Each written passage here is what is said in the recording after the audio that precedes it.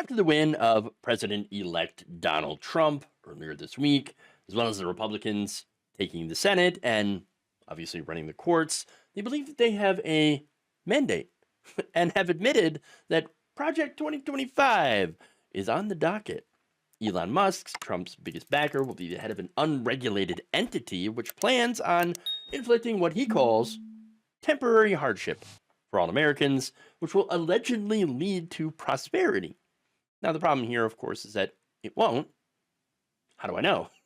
We haven't tried it yet, right? Well, we haven't tried it, but Argentina has. In fact, they voted for Libertarian Javier Milei. Now, how has that little experiment in Project 2025 like governance been going? Not well, according to human rights lawyer Paula Avila Guillen, executive director of the Women's Equality Center, which works on communication strategies on reproductive health and justice in Latin America. It's gotten bad, real bad. So now Javier Milei has instituted a 30% cut in federal state spending, okay, which has led to an 11% point increase in poverty in less than a year. That's disastrous. But okay, look, yeah, sure, like that sucks, right? But what does that have to do with Donald Trump and the Republican Party? Things are going to they're going to be great, right? Well, as I mentioned before, Project 2025, because it turns out that Milei has been following that playbook. In fact, a copy of the Mandate for Leadership was handed to Milei by Heritage Executive Vice President Derek Morgan when the two met in Washington in February for CPAC, according to Argentina's government website, which lists the gifts received by the president. Okay, so he has a copy of it, right? That doesn't mean he's actually doing it, right?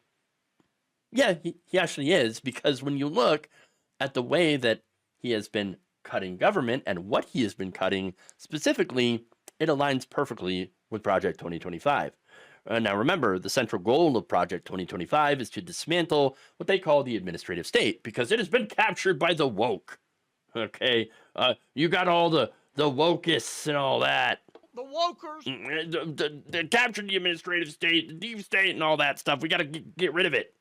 Okay, well, Milei has followed the policy prescriptions in Project 2025 to the letter, which again entails disbanding federal ministries and agencies, cutting public funding for health, education, and welfare, because apparently that's too woke, and eliminating programs and resources to combat gender-based violence, discrimination, pollution, and climate change.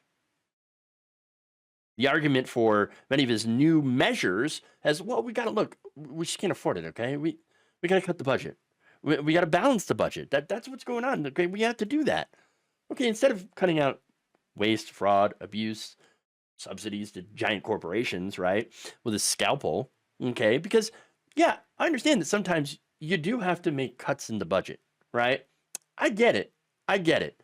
But instead of taking a scalpel to these programs and seeing what they can do to reduce like redundancies and things like that, or things that they don't need, he instead took a chainsaw. Okay. Milei cut investment in education, which is supposed to be super important, right? Having an educated workforce. Well, no, he cut it by 40%. Denied increases to pensions. Cut access to life-saving drugs for cancer patients. Defunded the science and technology system in universities. And laid off almost 27,000 public employees. He closed the public media and froze food distribution to soup kitchens. Things that help poor people. Now he's set to sell off public companies in the fields of nuclear energy, aviation, fuel, mining, electricity, water, cargo transport, roads, and railways. All that to be private. So how does that affect you? Well, take roads, for example. Privatizing roads means what? Well, it means the upkeep is going to be on a private corporation. But they're not going to pay to upkeep it. No, you're going to. Okay. Well, how's that different than taxation? It's going to be worse. Toll roads, toll booths everywhere. Okay, that's what's going to happen. Toll booths. All right. Not only that, but the electricity might look like Texas. Okay, which was disconnected from the national grid, And every time there is a need for additional electricity, for example, during heat waves and things like that, you're going to have surge pricing. So your electric bills will likely double, perhaps even triple, okay, whenever there's an additional need for electricity. Or they might just set surge pricing for, well, in the afternoon, we're going to jack the price by about 3 times in the afternoon, 3 times higher than normal, just because, they might need a little bit more energy. So that's not going to be good at all. Now, getting back to Argentina, Milei has eliminated 9 ministries, including the Ministry of Women, Gender and Diversity, and the Ministry of Education. He's dismantled all gender policies and defunded services, including for those for survivors of domestic and sexual violence. Last year, more than 170,000 people had access to those services.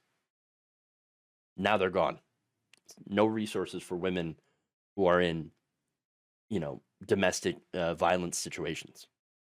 So he also closed the Institute Against Discrimination, Racism, and Xenophobia, which he called a, quote, sinister body used for ideological persecution. These should be familiar because they're all within the 900 pages of Project 2025. In addition to that, he also replaced a lot of his civil servants with loyalists.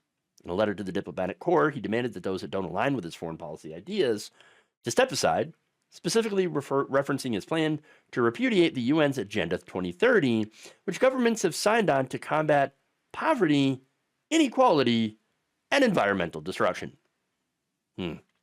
Days later, in a statement, he announced a purge, saying the executive branch will launch an audit of the career staff of the foreign ministry with the aim of identifying promoters of anti-freedom ideas.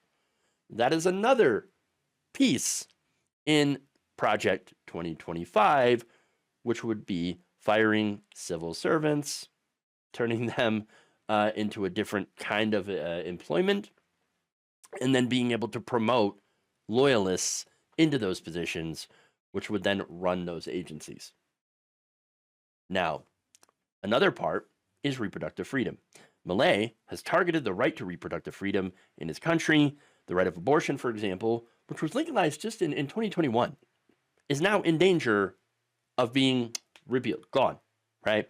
His party introduced a bill to repeal the right to bodily autonomy, labeling it as aggravated murder. He also defunded the distribution of abortion pill and contraceptives. Milei also eliminated a program to prevent teen pregnancy and has not set aside any funding in the 2025 budget for comprehensive sex ed, which is mandatory by law and considered essential to prevent child abuse. Sounds familiar because all that stuff is also in Project 2025. Instead, authorities hired the Chilean Catholic organization Teen Star that promotes abstinence-only education for training teachers in charge of CSE.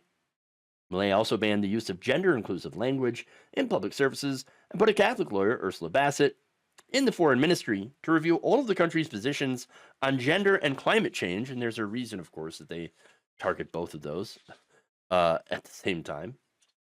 Okay. At the last Organization of American States, OAS General Assembly, Bassett stymied the negotiations by demanding the removal of LGBTI people, gender tolerance, climate change, which saves corporations money, by the way, and that's why they remove climate change, and families from agreed intergovernmental statements. Argentina was the only G20 country to oppose the ministerial declaration on gender equality, which ended up having them in a more extreme position than both Saudi Arabia or Russia. Now, this is the plan for the United States under the right. Look, whether Donald Trump himself is lying about what he knew about Project 2025 doesn't really matter. I do think he's lying. I think he knows all about it, right? That said, J.D. Vance was 100% on board. He wrote the foreword, okay? That's who's going to run this new Trump administration. Trump's going to be out golfing, all right? Or he's not going to be mentally there to be making these decisions. He's going to have people who want to use him, okay, because they think he's an easy mark. And so the last person in the room is going to be Elon Musk or, JD Vance. It's going to whisper in his ear, sir, I think we should do this. We should totally do this. And here's why. Here's how it's going to help you. And that's what's going to happen. Elon Musk, JD Vance, along with the Heritage Foundation, are really going to be the shadow cabinet, okay, to this new Trump presidency. Because I do believe he is mentally incapable of actually running a second administration. So that's who's going to be in charge. Now, let's be clear, too, right? When it comes to economic prosperity, right? Elon Musk claims, oh, yeah, we're going to have economic prosperity, but first we got to have some pain. Well, who's going to have the pain? It's going to be us while they have all the prosperity. We're going to get hardship, denial of rights, and political persecution. That's what's going to happen in the next 4 years. How do I know? Because all you have to do is look at Argentina, where their plans have already been put into action. Thank you for watching. If you enjoyed this video, please like, share, subscribe, hit the bell icon in order to get notified whenever a new video is released. And if you want to support independent, progressive media through this difficult time where it seems like everybody is shutting down, you can become a member on our YouTube page, you can become a subscriber on Facebook, or you can go to my Patreon. It's patreon.com/Jeff Waldorf. Thank you.